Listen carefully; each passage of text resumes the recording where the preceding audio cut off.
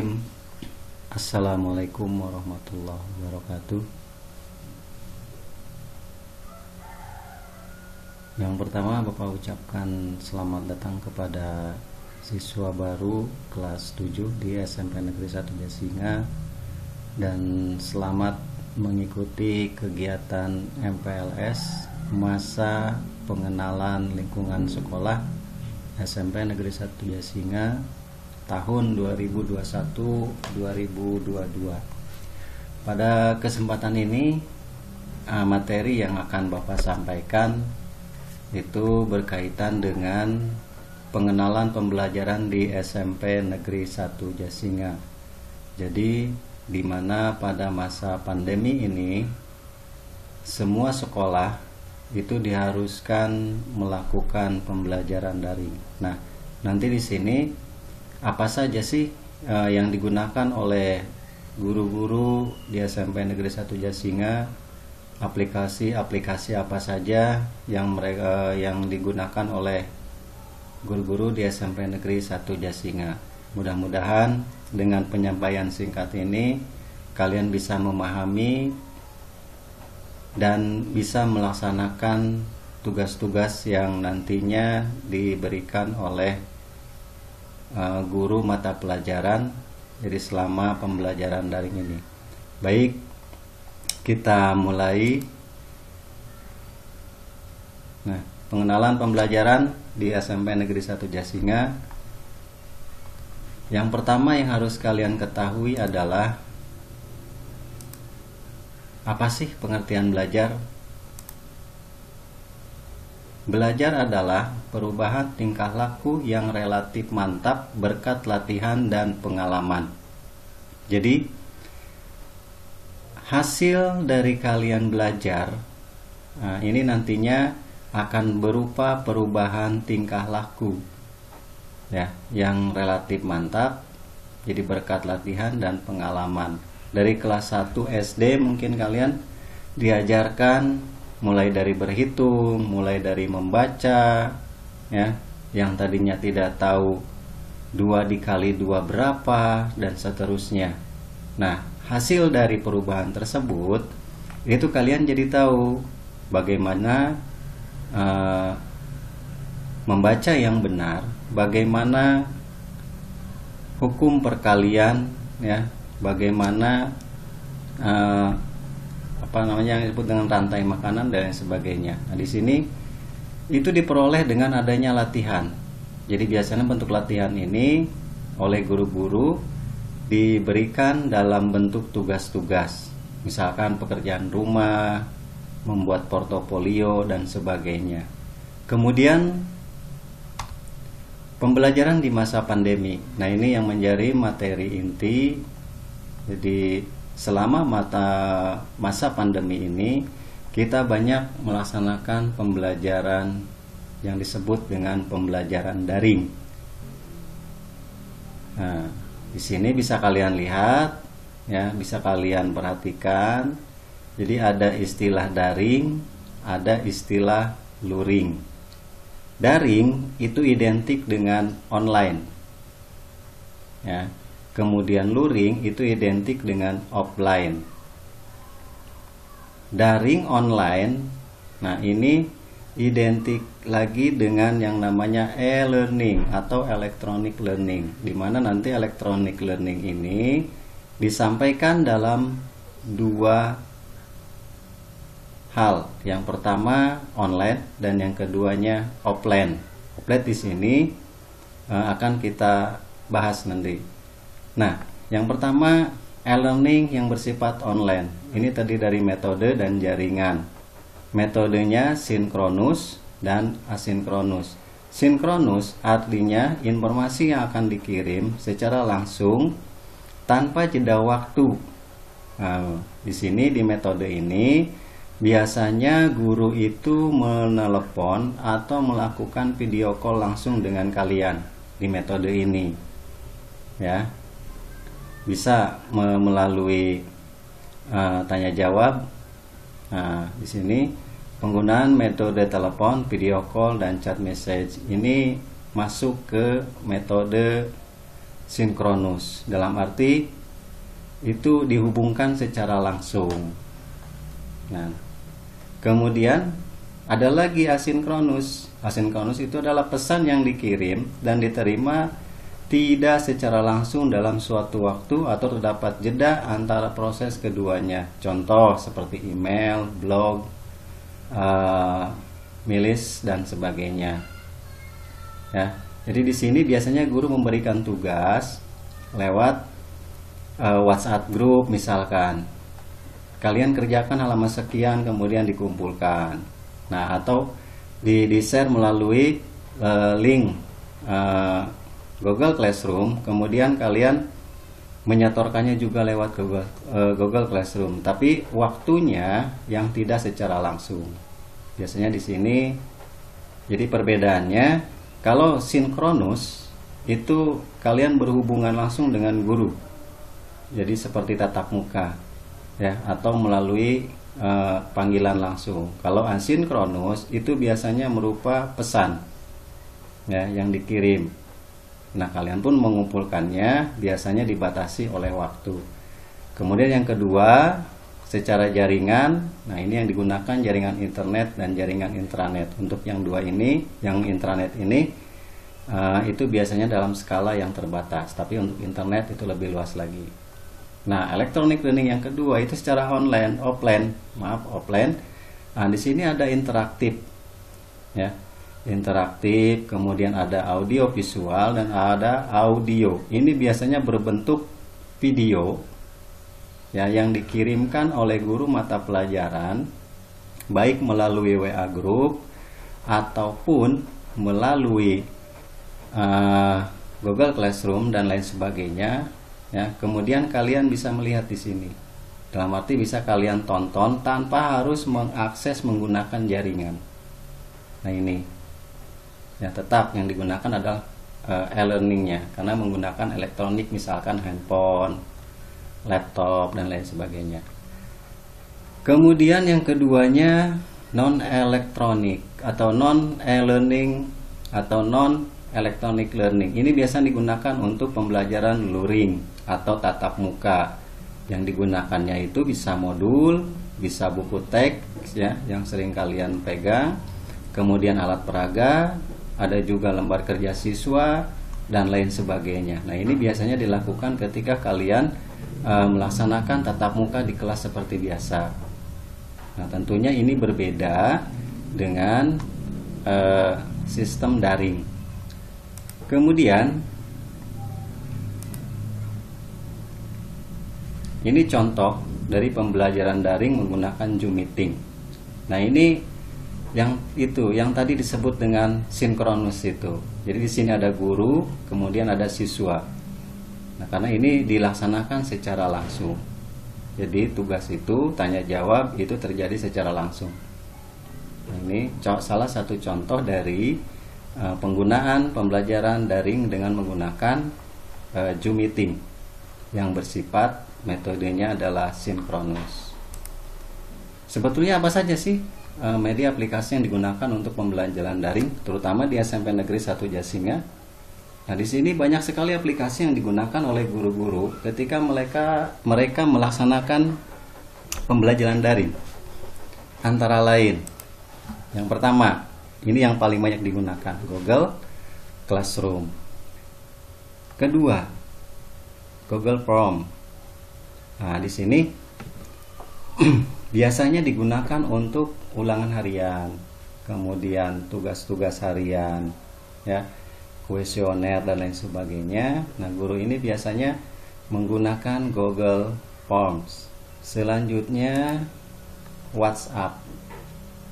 Ya, biasanya guru mata pelajaran itu menggunakan WhatsApp sebagai media pembelajarannya untuk men-share tugas, men-share materi dan lain sebagainya, baik dalam bentuk video maupun latihan-latihan. Yang ketiga, ini ada Linktree. Ya, Linktree ini harus menggunakan akses internet.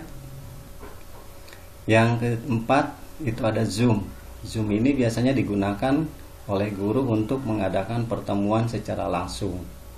Ya, jadi kalian nanti sistem di Zoom ini kalian akan diberikan kode Zoom-nya yang di-share biasanya melalui WhatsApp.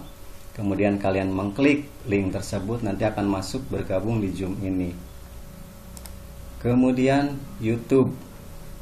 Ya, YouTube itu biasanya digunakan oleh guru untuk mengupload materi-materi yang akan dipelajari, kemudian kalian diberikan link, kemudian bisa ditonton, bisa di-download dan lain sebagainya ya, untuk dipelajari di lain waktu. Dan yang terakhir adalah IG atau Instagram. Nah, ini biasanya digunakan guru untuk men-share juga. Dari sekian banyak media aplikasi ini ya, biasanya guru di SMP 1 Jasinga itu awalnya itu adalah semuanya dimasukkan dulu ke dalam WhatsApp. Jadi WhatsApp ini berfungsi untuk selain untuk men-share materi, juga untuk men-share link-link yang nanti harus kalian klik supaya bisa masuk ke tiap aplikasi ini. Biasanya guru di SMP 1 Jasinga itu kalau tidak menguasai tentang hal ini, itu mereka biasanya men-share tugas itu melalui WhatsApp. Kemudian kalian mengerjakan di buku dan dikumpulkan secara individu biasanya ke sekolah. Jadi buat kalian yang siswa-siswi kelas 7 tidak ada alasan nantinya untuk tidak mengumpulkan tugas. Dalam arti di sini selain guru-guru menggunakan media-media ini, mereka juga menggunakan secara luring, dalam arti secara offline ya. Secara offline tugas dikumpulkan dan disetorkan oleh kalian ke sekolah.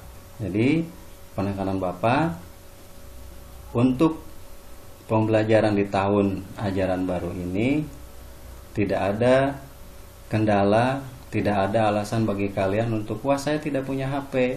Nah, kalau tidak punya HP, silakan bertanya pada teman terdekat atau lain kelas, tidak masalah. Itu nanti bisa dikumpulkan secara manual oleh kalian ke sekolah. Kali lagi pesan Bapak, apapun, media apapun yang digunakan oleh guru, ya kalian ikuti, terutama ini, yang WhatsApp ini. Karena ini biasanya paling banyak digunakan. Nah, nanti kalian tinggal mengikuti saja langkah-langkah yang diberikan oleh guru masing-masing mata pelajaran. Mungkin itu, kurang lebihnya Bapak mohon maaf. Billahi taufiq wal hidayah. Wassalamualaikum warahmatullahi wabarakatuh.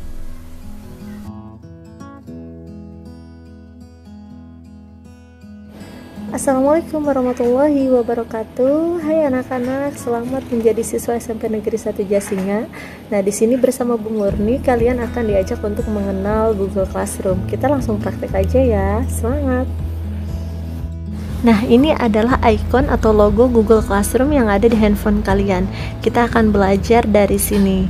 Mari klik bersama-sama. Ini adalah halaman utama Google Classroom kalian jika kalian sama sekali belum tergabung ke dalam suatu kelas. Untuk bergabung ke dalam suatu kelas, kalian bisa klik ikon tambah di bawah ini. Kemudian klik gabung ke kelas. Nah, di sana ada kolom kode kelas. Kalian masukkan kode kelas yang diberikan oleh guru kalian. Di sini Ibu masukkan kode kelas sosialisasi Google Classroom. Nah, sebelum kita klik gabung, kalian perhatikan bahwa di sana tertera nama akun Google Classroom beserta emailnya, di mana email itu menentukan nama dari Google Classroom itu sendiri. Sekarang kita klik gabung. Nah, setelah kalian klik gabung, maka kalian sudah masuk ke dalam kelas sosial Google Classroom. Di bagian menu paling bawah, di sana ada forum, tugas kelas, dan anggota. Untuk forum, menampilkan materi, kemudian pertanyaan dan tugas-tugas, menampilkan secara keseluruhan kegiatan pembelajaran dalam kelas tersebut. Dan untuk menu tugas kelas di sini kalian bisa melihat secara ringkas materi apa saja, pertanyaan dan tugas apa saja tanpa tercampur dengan forum. Dan untuk menu anggota, kalian bisa melihat siapa pengajar kalian dan nanti akan muncul nama teman-teman sekelas kalian di bagian ini. Setelah kalian memahami 3 menu utama di Google Classroom, sekarang kita bahas satu persatu. Ini yang ada di kotak merupakan bagian forum umum ya. Kita klik. Forum umum merupakan diskusi umum, sekedar mengobrol biasa. Mungkin saja di dalam forum ini guru kalian menyapa kalian, mengabsen kalian, dan lain sebagainya. Belum membahas tentang pembelajaran. Jadi kalau pembelajaran di kelas semacam pendahuluan dari guru kalian. Di dalam forum seperti ini, guru sangat mengharapkan respon dari kalian atau komentar dari kalian terhadap apa yang ibu guru atau bapak guru sampaikan. Kalian bisa menambahkannya di tambahkan komentar kelas. Kalian bisa membalas salam ibu guru atau misalnya mengisi absensi dan lain sebagainya. Nah, misalnya kalian membalasnya dengan Waalaikumsalam, salam kenal Bu, saya siap menggunakan Google Classroom, atau contoh yang lainnya. Setelah selesai, kalian klik kirim. Nah, komentar yang telah kalian kirim akan tampil di menu forum seperti ini dan teman yang lain bisa membacanya juga. Nah, sekarang kita cek bagian yang lainnya. Di sini ada materi baru Classroom. Di bagian materi baru, guru kalian akan memberikan materi pelajaran saat itu sesuai temanya masing-masing. Jadi kalian harus klik dan baca baik-baik ya. Pada bagian materi baru, guru kalian akan menjelaskan secara jelas dan rinci mengenai materi pelajaran yang akan disampaikan saat itu. Kemudian pada bagian bawahnya terdapat tambahkan komentar kelas. Sebaiknya kamu sering-sering merespon gurumu, berkomentar apa saja, bertanya juga boleh. Semakin sering kamu berkomentar, maka gurumu akan sangat senang sekali dan itu menunjukkan bahwa kamu aktif di kelas tersebut. Gurumu sudah memberikan pendahuluan, kemudian telah menjabarkan materi, maka biasanya gurumu mengajukan pertanyaan untuk mengetahui apakah kamu menyimak atau tidak. Sama halnya seperti di kelas, gurumu sering kan memberikanmu pertanyaan dadakan, sama halnya di sini, kamu juga wajib menjawabnya ya. Setelah kalian mengklik pertanyaan baru dari guru kalian, maka kalian akan melihat pertanyaan di sini. Apakah kamu siap menggunakan Google Classroom sebagai media pembelajaran daring? Nah, sebelum menjawabnya, kalian juga harus memperhatikan tenggat. Di sana ada tenggat besok hari waktu 23.59. Itu maksudnya adalah batas terakhir kamu menjawab pertanyaan dari guru kamu. Jadi jangan lupa untuk selalu melihat waktunya ya. Nah, kemudian bagaimana cara menjawabnya? Cara menjawabnya adalah kalian ketik jawaban kalian pada kolom ketikan jawaban Anda. Hanya di kolom itu ya. Nah, misalnya dari pertanyaan gurumu tadi, kamu menjawabnya dengan siap Bu. Setelah selesai menjawab, maka klik serahkan. Selanjutnya akan muncul tampilan seperti ini, maka kamu tinggal klik kirim. Setelah kamu klik kirim, maka jawaban kamu akan muncul di halaman depan seperti ini. Dan pastikan di sana sudah ada tulisan diserahkan. Itu artinya gurumu telah menerima tugas kamu atau jawaban kamu. Nah, sekarang tiba saatnya ke tugas utama. Gurumu akan memberikan tugas utama dan akan menilainya dengan serius. Jadi pastikan tidak ada tugas utama yang terlewat sama sekali. Di sini Ibu tampilkan 3 tugas utama di mana cara mengirim jawabannya berbeda-beda. Perhatikan baik-baik ya. Contoh tugas utama 1. Sekali lagi perhatikan tenggat atau hari terakhir kamu harus mengumpulkan jawabannya. Nah, ini ada tulisan 100 poin, artinya kamu akan mendapatkan nilai 100 jika jawabanmu benar. Jelaskan perasaan kamu setelah kamu diterima menjadi siswa SMP Negeri 1 Jasinga.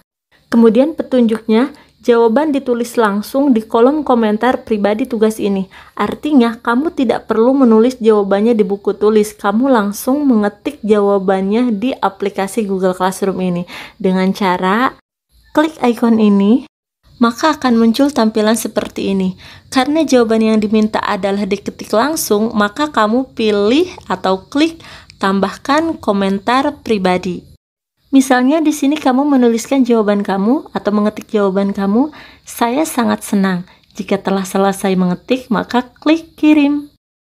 Nah, tampilan seperti ini menandakan bahwa tugas kamu sudah selesai dikirim, tapi belum diterima oleh gurumu. Agar gurumu menerima tugas kamu atau menerima jawaban kamu, maka kamu wajib klik tandai sebagai selesai.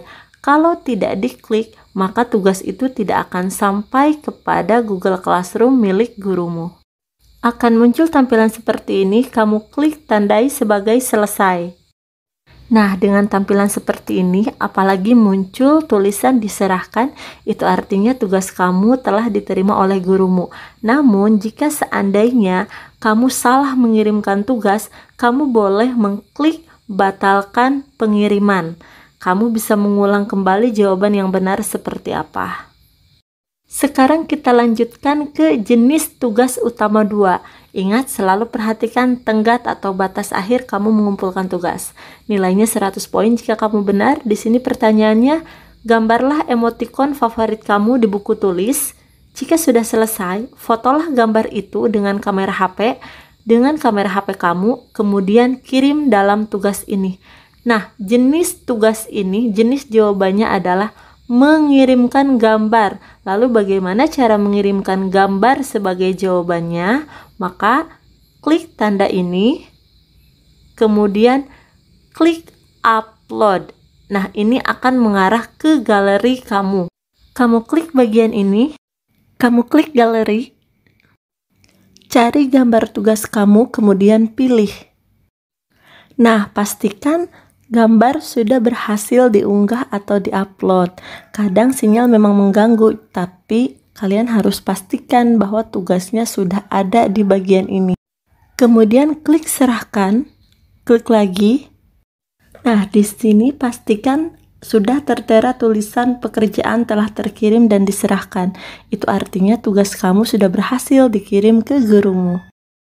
Selanjutnya kita cek jenis tugas ketiga. Sekali lagi selalu perhatikan batas akhirnya ya. Tugas utama 3 nilainya 100 poin. Carilah video tentang Candi Borobudur di YouTube. Kemudian salin atau copy paste link video tersebut. Kirim link tersebut dalam tugas ini. Nah, di sini kamu diminta untuk menyisipkan link sebuah YouTube atau misalnya bisa juga dari Google ya. Karena ini tugasnya mencari di YouTube, maka kita buka dulu halaman YouTube kamu. Nah, ini sudah ada di halaman YouTube. Tadi kan diminta untuk mencari video tentang Candi Borobudur. Karena kita sudah menemukan videonya, kita cari link video tersebut dengan cara klik bagikan, kemudian klik salin link. Setelah menyalin link dari YouTube, kita kembali ke Google Classroom dan buka tugas utama 3 tadi. Klik tambahkan tugas. Nah, karena kita akan menyisipkan link, maka bagian link yang kamu klik. Nah, setelah muncul halaman ini, tekan yang lama pada bagian ini sampai muncul kata tempel.